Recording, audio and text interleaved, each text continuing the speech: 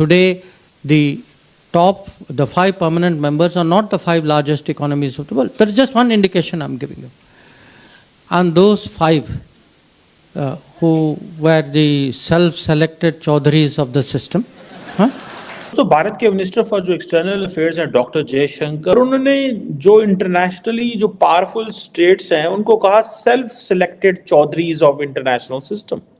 ये खुद ही 5 जो परमानेंट हैं, और उन्होंने क्रिटिसाइज किया कि ये जो 5 परमानेंट ममालिक हैं ये टॉप 5 इकोनॉमीज नहीं है। वो कहते हैं कि भारत जो है वो Bharat is behaving like a super power.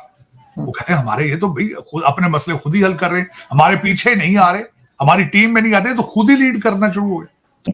और जो इंडिया है वो हमेशा से फूड सिक्योरिटी की बात करता है, क्लाइमेट चेंज की बात करता है।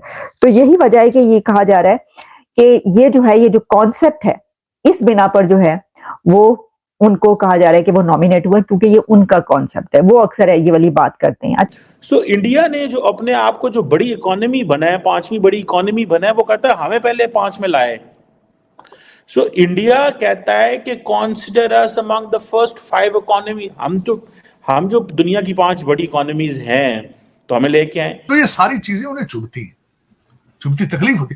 देखिए कोई भी इनकी जगह हो तो तकलीफ हो, खुद की इकोनॉमी खुद बैंकरप्सी पे पहुंचे में, उधर उनकी जो है वो इकोनॉमी वो 7.8% पे चल रही है, तो तकलीफ तो है ना। गोरा किस तरह बर्दाश्त करेगा भाई? जहां हमारे दादे पोते जो इनके दादे परदादे जो थे ईस्ट इंडिया कंपनी वाले, मोदी साहब ने बहुत बदला लिया है। वो कहां गए थे? सबसे पहले सूरत में गए थे 16वीं सदी में, 1600 में सूरत गुजरात में गए थे। मोदी साहब आपने बड़े सही तरीके से इनको काबू किया, तो वो बर्दाश्त तो नहीं होता। जय हिंद दोस्तों, हमारे विदेश मंत्री श्रीमान जयशंकर साहब का एक और स्टेटमेंट पूरी दुनिया में वायरल हो रहा है।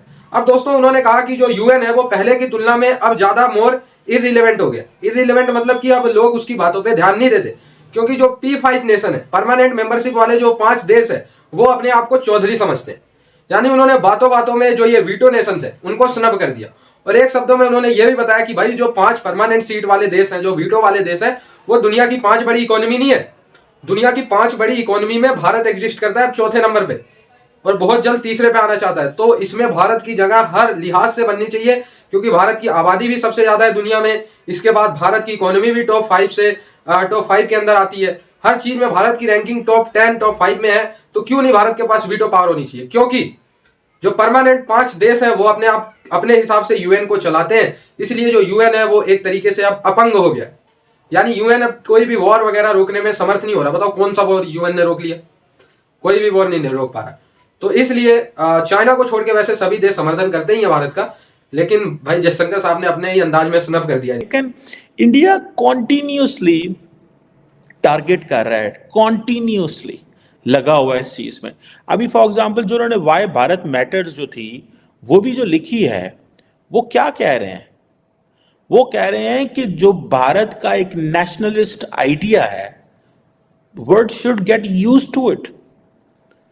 The world shall understand that हम ऐसे हैं, हम ऐसे रहना चाहते हैं, और हमारी ऐसी ओढ़ना बिछोड़ना है, यही पॉलिटिक्स, यही स्टाइल। और भारत जो है वो उसके अंदर जो तब्दीलियां आ रही हैं उसको समझें। And India wants to assert itself as a civilization। वो अपने आप को एक प्रॉपर सिविलाइजेशन की बात कर रहे हैं, और वो कहते हैं कि ये जो भारत का जो कल्चरल कॉन्फिडेंस है, इसने बेसिकली इंडिया की फॉरेन पॉलिसी को तब्दील कर दिया। सो बेसिकली वो जो टारगेट कर रहे हैं वो सीधा ही सीधा जो वेस्टर्न वर्ल्ड को टारगेट कर रहे हैं। वो कह रहे हैं भाई आपको क्या प्रॉब्लम है हमारे से? हमें आपकी सारी सिलेक्शन से प्रॉब्लम है, आप जिस तरह बिहेव कर रहे हैं हमें उससे प्रॉब्लम है। सो ये आप अंदाजा लगाएं that how they are getting into it. वो इंटरनेशनली वो किस तरह दुनिया को बताने जा रहे हैं कि हम क्या हैं।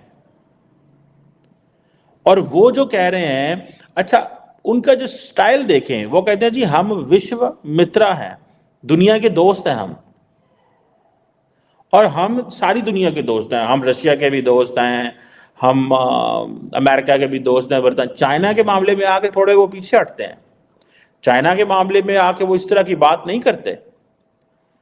चाइना की जब बारी आती है तो वो कहते हैं this is an abnormal relation, क्योंकि चाइना ने जी जो एग्रीमेंट्स हैं वो तोड़े हैं। अपनी बुक में भी खैर उन्होंने काफी चीजें लिखा है।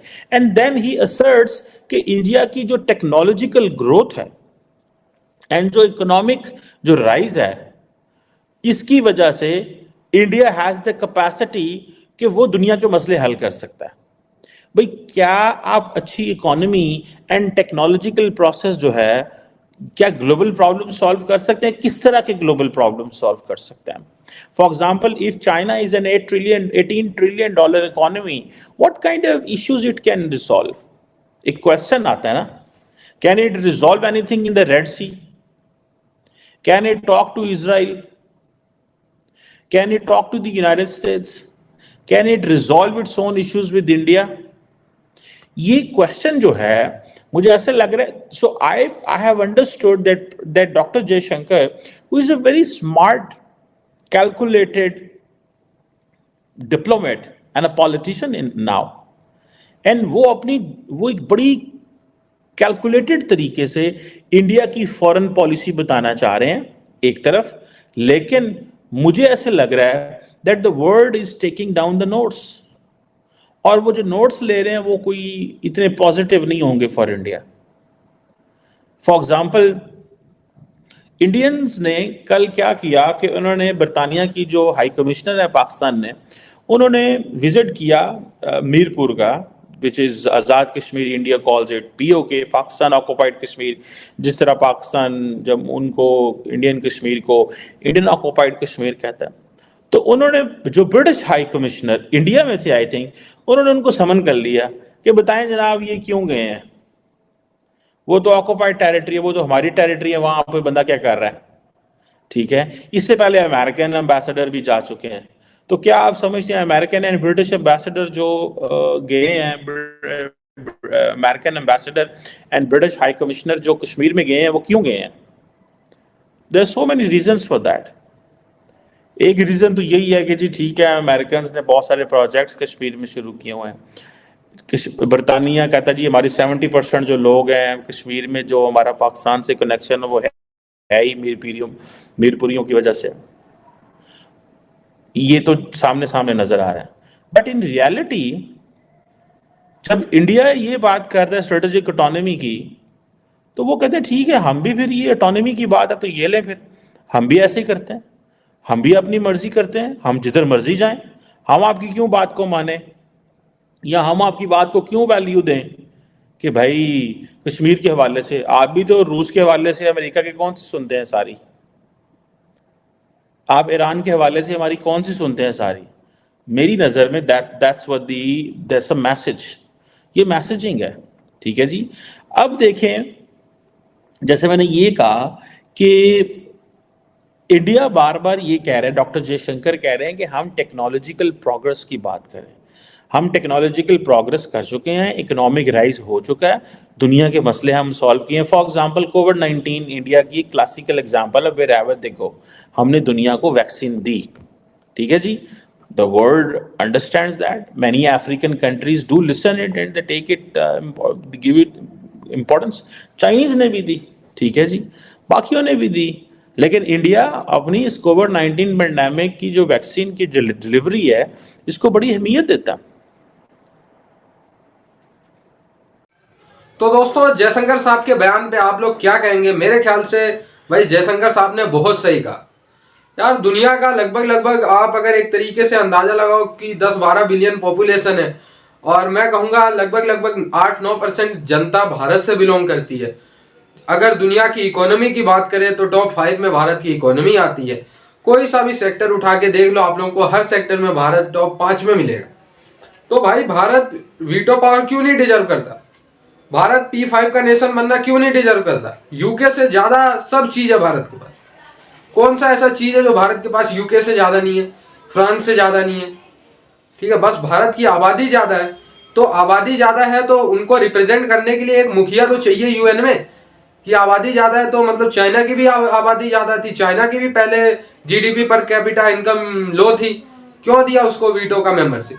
तो ये सब चीज़ें देखना चाहिए और यूएन को जल्द से जल्द अपने फंक्शन में सुधार लाना चाहिए, भारत को इसमें ऐड करना चाहिए। और अगर ऐड नहीं करता है तो ऐसे धीरे धीरे जो यूएन है वो मोर इररिलेवेंट होता जाएगा, जैसा कि जयशंकर साहब ने कहा। और दोस्तों, जयशंकर साहब ऐसी पर्सनैलिटी हैं, अगर यह बात कोई करते हैं तो वो फैक्ट्स पे बात करते हैं। ये नहीं कि उल्टा सीधा बोल दिया, सबूत दिखाने के बाद भी कुछ अजीब अजीब सी बातें, पाकिस्तान की तरह सोए सोए से सपने वाली बातें, ये सब जयशंकर साहब नहीं करते, विद फैक्ट बात करते। और विद फैक्ट बात यही है कि इस समय जिसके पास पैसा है उसकी चलती है, भारत के पास पैसा है, भारत की चल भी रही है दुनिया में। लेकिन ये P5 नेशंस, खास करके चाइना, भारत को बार बार वीटो पावर और परमानेंट मेंबरशिप से डिनाई कर रहा है। और अगर डिनाई करता रहा तो एक समय आएगा कि ये यूएन अपंग हो जाएगा, जो कि लगभग हो चुका है। कोई भी किसी भी चीज में यूएन बताओ कुछ कर पा रहा है? कुछ नहीं कर पा रहा। और जब तक भारत जैसे शक्तिशाली देश इसमें शामिल नहीं होंगे, यूएन कुछ कर भी नहीं पाएगा। तो आई होप ये वीडियो आपको अच्छा लगा और जुड़े रहे ऐसी वीडियोस के लिए। तब तक के लिए धन्यवाद। जय हिंद।